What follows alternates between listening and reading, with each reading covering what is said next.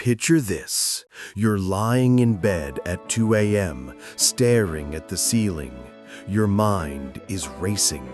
Tomorrow's presentation, that awkward conversation from last week, bills, emails, regrets, plans. It's like your brain has 100 browser tabs open and none of them will close. You want clarity, you want peace, but instead, you're drowning in noise. So here is the question that millions of us ask every single day. How do I stop overthinking and finally think straight? Today, we're diving deep into a book that answers that question with brutal honesty and life-changing simplicity. Think Straight by Darius Foroux. This isn't just a book, it's a manual for your mind, a guide to cutting through the mental clutter and finding clarity in a chaotic world. Let's begin this journey. Here's the truth. Thinking straight means learning to control your mind instead of letting it control you. Darius Foroux teaches that most of our suffering comes from poor thinking habits, overthinking, worrying about things we can't control, and letting our emotions hijack our decisions. The solution? Build mental discipline. Focus on what matters. Let go of what doesn't. Train your brain like you'd train your body. When you think straight, you act better, feel lighter, and live with purpose. It's not about being emotionless, it's about being intentional, and that changes everything. Chapter 1: The Problem: Why We Can't Think Straight. Let me tell you about Sarah. Sarah is 32. She works in marketing. Every morning, she wakes up to 47 unread notifications, emails, Slack messages, Instagram, news alerts. Before she even gets out of bed, her mind is already spinning. At work, she switches between tasks every 5 minutes. She's writing an email, but also checking her phone, planning dinner, replaying yesterday's argument with her boyfriend, and wondering if she should switch careers. By 3 p.m., she's exhausted, not from hard work, but from mental chaos. Sound familiar? Here's what Darius Foroux says. We live in the most distracted era in human history. Our brains weren't designed for this. They evolved to focus on one threat, one task, one goal at a time. But now, we're bombarded with thousands of inputs every single day. And here's the kicker. Your brain doesn't distinguish between real problems and imaginary ones. That email you haven't sent, your brain treats it like a tiger chasing you. That hypothetical argument you might have next week, your body responds as if it's happening right now. This is why you feel drained, why you can't focus, why peace feels impossible. The concept is simple but powerful. Most of us aren't living, we're reacting. We're on autopilot, letting external noise dictate our internal state. Foroux writes, if you don't control your mind will control you. So what's the solution? Start by recognizing the problem. You can't fix what you don't see. Your mind is like a garden. Right now, it's overgrown with weeds, distractions, worries, useless thoughts. Before you can grow anything beautiful, you need to clear the ground. IDP Practical Application. Tonight, before bed, do this. Write down 3 thoughts that keep looping in your mind. Just 3. Name them. Acknowledge them. Then ask yourself, is thinking about this right now helping me in any way? Most of the time, the answer is no. This simple act of awareness is the first step to thinking straight. BAINAYAKEKAW. Your mind is not your enemy, but it needs training. Awareness is the first step to clarity. You can't solve mental chaos by thinking harder. You solve it by thinking smarter. Have you ever felt like your brain just won't shut up? What's the one thought that keeps you up at night? Share in the comments. You're not alone. Chapter 2. Stop overthinking, the art of letting go. Let's talk about Michael. Michael is a software engineer, smart guy, but he's stuck. He's been trying to decide whether to accept a new job offer for 3 weeks now. He makes a list of pros and cons, then remakes it, asks his friends, Googles how to make big decisions, loses sleep, watches YouTube videos about career growth, asks more friends. 3 weeks later, he's more confused than when he started. Why? Because Michael isn't thinking, he's overthinking. Here's what Darius Foroux says. Overthinking is not deep thinking. It's the opposite. It's mental spinning, like running on a treadmill. Lots of effort, zero progress. Foroux says most decisions don't require that much analysis. In fact, overanalyzing often leads to worse outcomes because you paralyze yourself. The rule he offers is brilliant. If a decision is reversible, make it fast. If it's irreversible, take your time, but still make it. Most decisions, they're reversible. You can change jobs, you can move cities, you can try something new. Very few choices in life are permanent, but we treat every decision like it's life or death. But here's the deeper truth. Overthinking is often a mask for fear. We overthink because we're afraid of making the wrong choice. We're afraid of regret, judgment, failure. But here's what nobody tells you. Indecision is also a decision, and usually it's the worst one. IDP Practical Application. Next time you catch yourself spiraling over a decision, use the 10-10-10 rule. How will I feel about this decision in 10 minutes?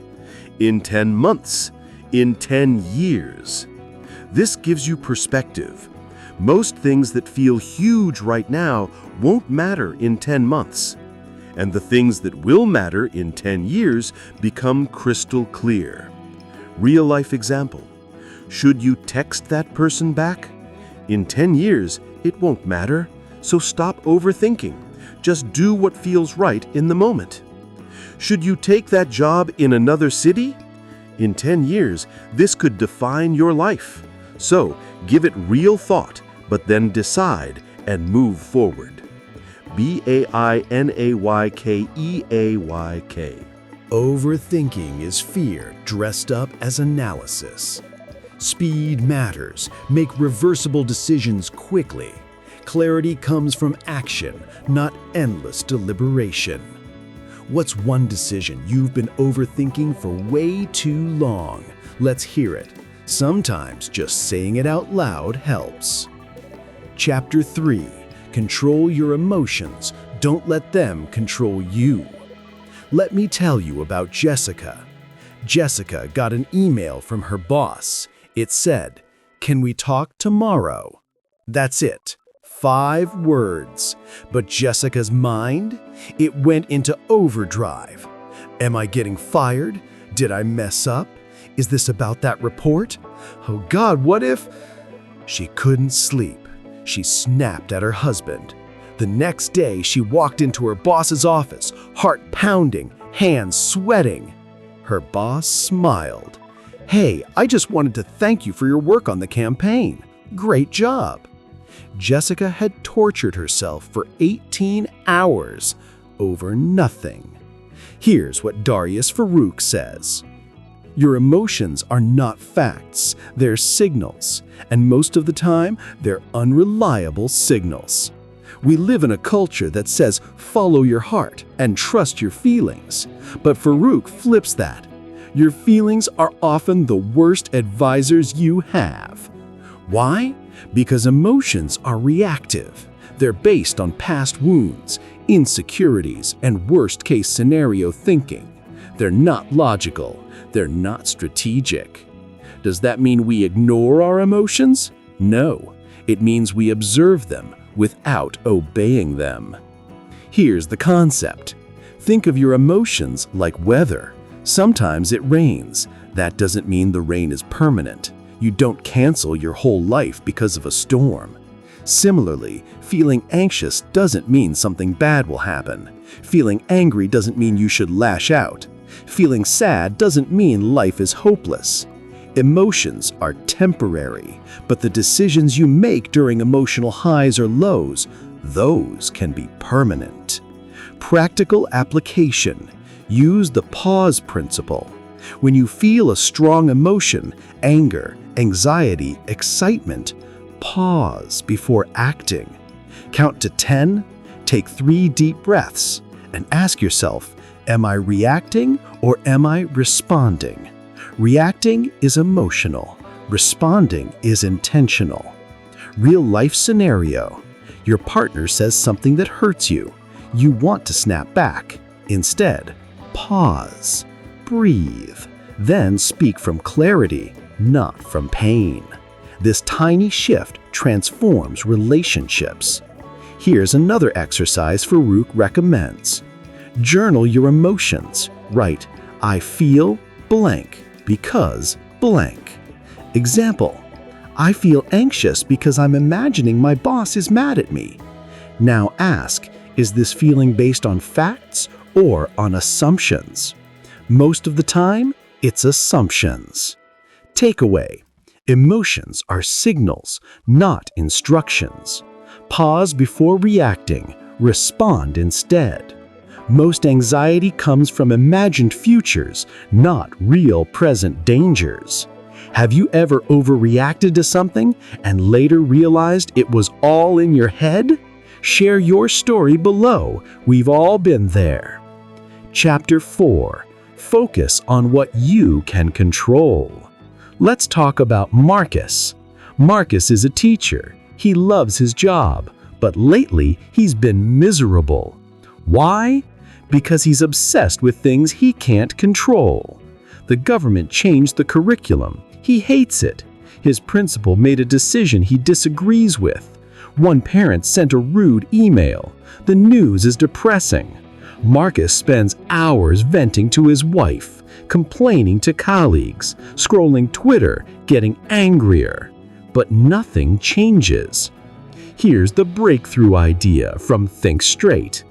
Darius Foroux introduces a concept borrowed from ancient Stoic philosophy, the dichotomy of control. It's simple.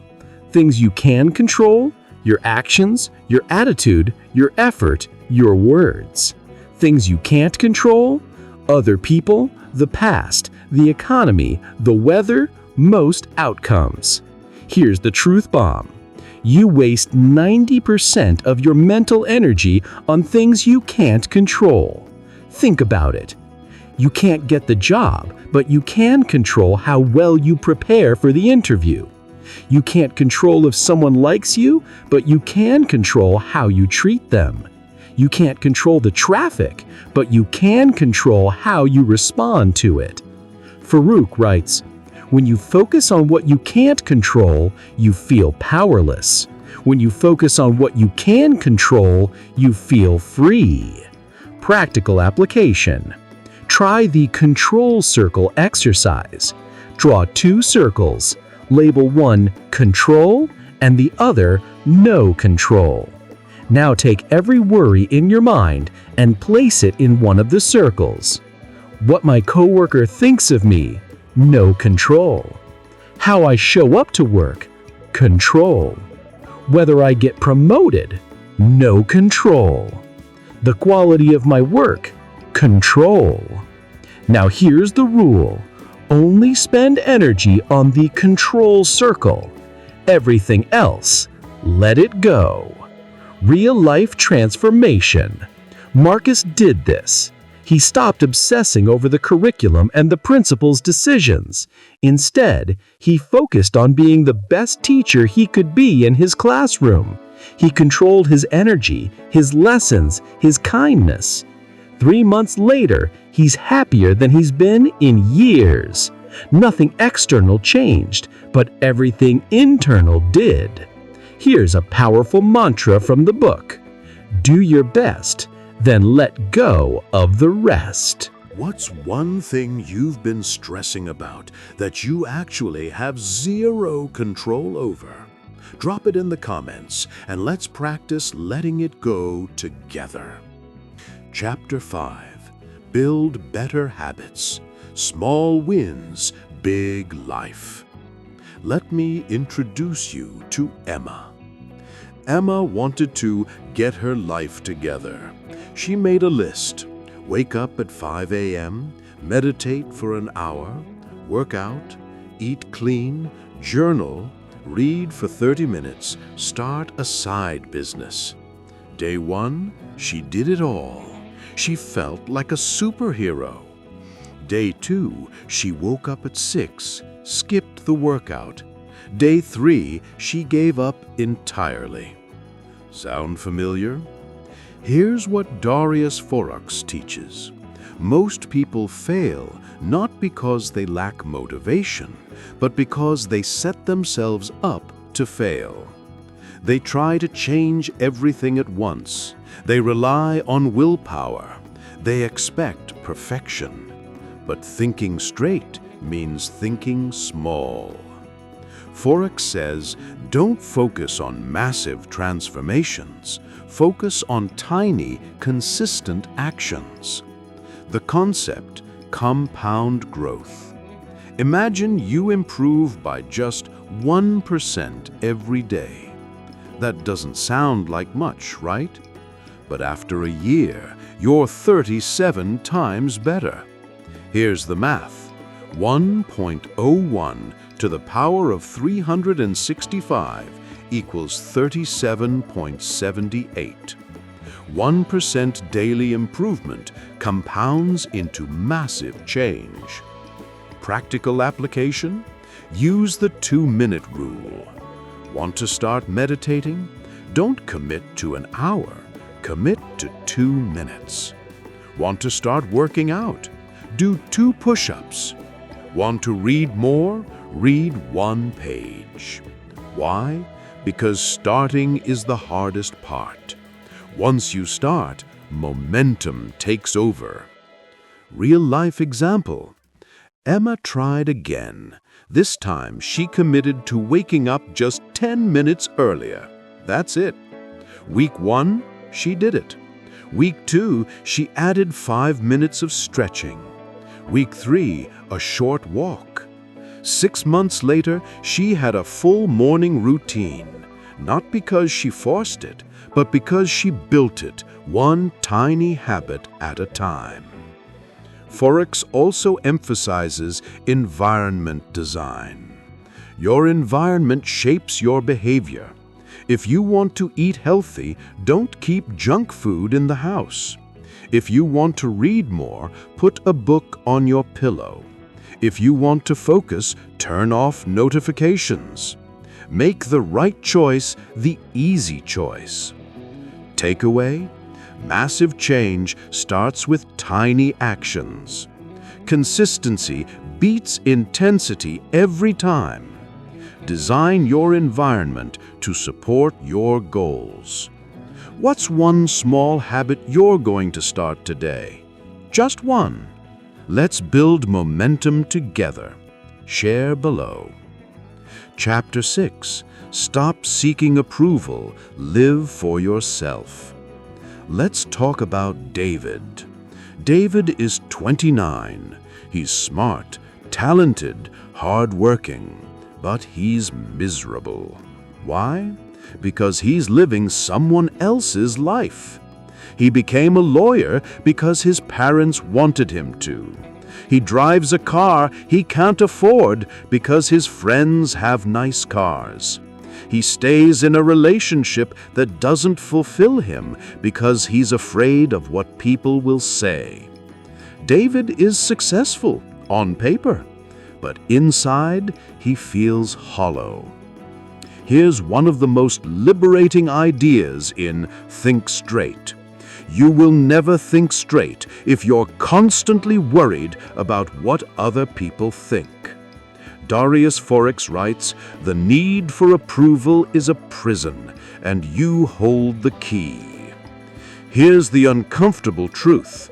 Most people aren't even thinking about you. They're too busy thinking about themselves. That embarrassing thing you said last week? Nobody remembers. That outfit you wore? Nobody cares. That decision you're terrified to make because of judgment? Most people will forget about it in a week. We overestimate how much others notice us. Psychologists call this the spotlight effect. The deeper issue, seeking approval means giving away your power. You let other people decide your worth, your choices, your happiness. But here's the paradox. The more you try to please everyone, the less anyone respects you, including yourself. Practical application? Try the regret test. Imagine you're 80 years old, looking back on your life.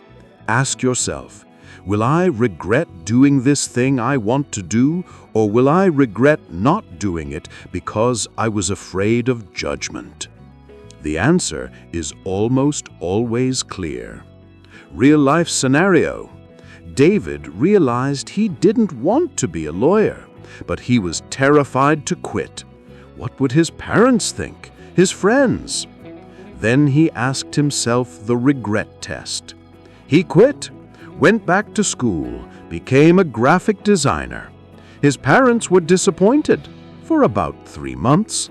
Then they saw him happy, truly happy, and that changed everything. Here's another insight from Foroux. The people who judge you for living authentically are usually the ones living inauthentically themselves. Translation: hurt people hurt people. Happy, secure people celebrate your choices. Takeaway: approval seeking is a trap that steals your joy. Most judgment is projection, not truth. Living authentically is the ultimate freedom. What's one thing you've been afraid to do because of what others might think? Let's talk about it. Your courage. Chapter 7. Gratitude and Perspective, the shortcut to peace. Let me tell you about Lisa. Lisa had a rough year. She lost her job, her relationship ended, she had to move back in with her parents at 35. She felt like a failure. One night, scrolling Instagram, she saw everyone living their best lives. Traveling, getting engaged, buying houses. She closed the app and cried. But then something shifted. She started a simple practice. Every night before bed, she wrote down 3 things she was grateful for. Day 1, I have a roof over my head. My parents love me. I'm healthy. Day 2, I had coffee with a friend. The sun was warm today. I laughed at a stupid meme. It felt silly at first, but after 2 weeks, something changed. She started noticing the good, the small, beautiful, ordinary good. Here's what Darius Foroux says. You can't think straight if you're stuck in negativity. Gratitude is the antidote. Neuroscience backs this up. Gratitude literally rewires your brain. It shifts your focus from what's missing to what's present, from scarcity to abundance. Your brain has a negativity bias. It's wired to spot threats, problems, dangers. This kept our ancestors alive, but in modern life, it keeps us anxious. Gratitude counteracts this. It trains your brain to see the good. Practical application. Start a gratitude ritual. Every morning or night, write down 3 things you're grateful for. But here's the key. Be specific. Don't just write, "my family." Write, "the way my daughter laughed at breakfast today." Specificity deepens the feeling. Another practice Foroux recommends is perspective shifting. When something bad happens, ask, "Will this matter in 5 years?" Usually it won't. Your flight got delayed? In 5 years, you won't remember. Someone criticized you? In 5 years, irrelevant. Your business idea failed? In 5 years, it's a lesson, not a tragedy. Real-life transformation. Lisa kept her gratitude journal for 6 months. She eventually got a new job, one she loved even more than the old one. She started dating again, but this time with more clarity about what she wanted. Did gratitude change her circumstances? No, it changed her, and that changed everything. Here's a powerful quote from the book. Peace is not the absence of problems, it's the presence of perspective. Brain takeaway. Gratitude is a practice, not a feeling. What you focus on expands. Perspective transforms pain into growth. What's one thing, big or small, that you're grateful for right now? Comment below. Let's spread some positivity. FAQ section. Let's answer some of the most common questions people have about thinking straight and finding clarity. FAQ 1. How do I stop overthinking everything? Overthinking happens when your mind tries to solve problems it can't solve, usually imaginary future problems. The solution is twofold.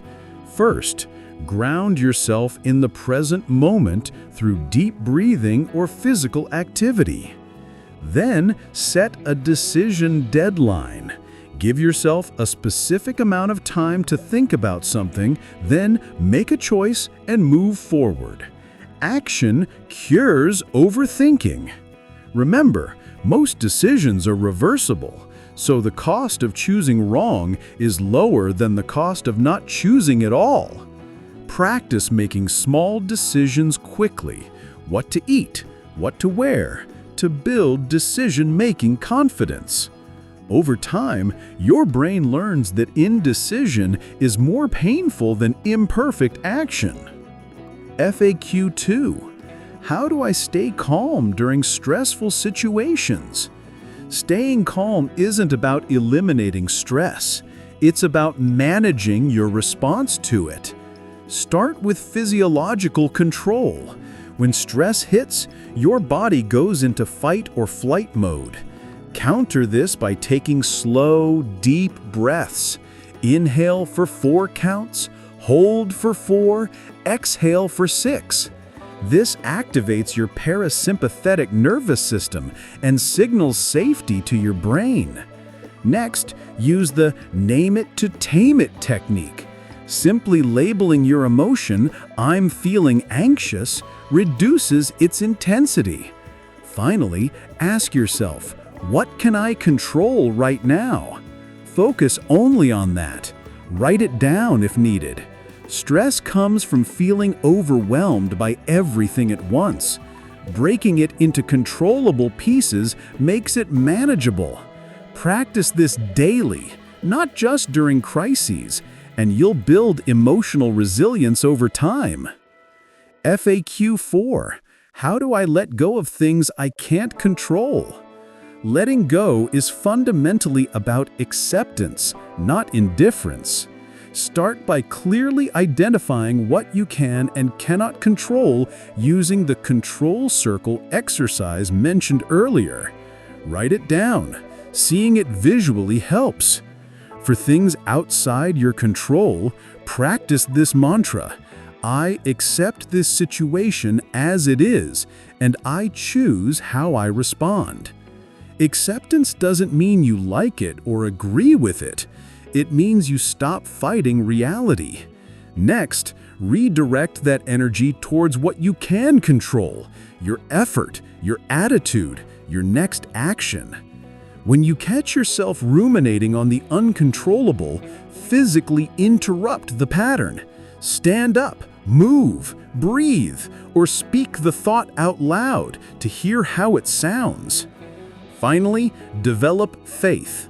Not necessarily religious, but faith that things will unfold as they're meant to, and that you have the strength to handle whatever comes. Trust the process, trust yourself, and release the illusion of control. It's exhausting, and it doesn't work anyway.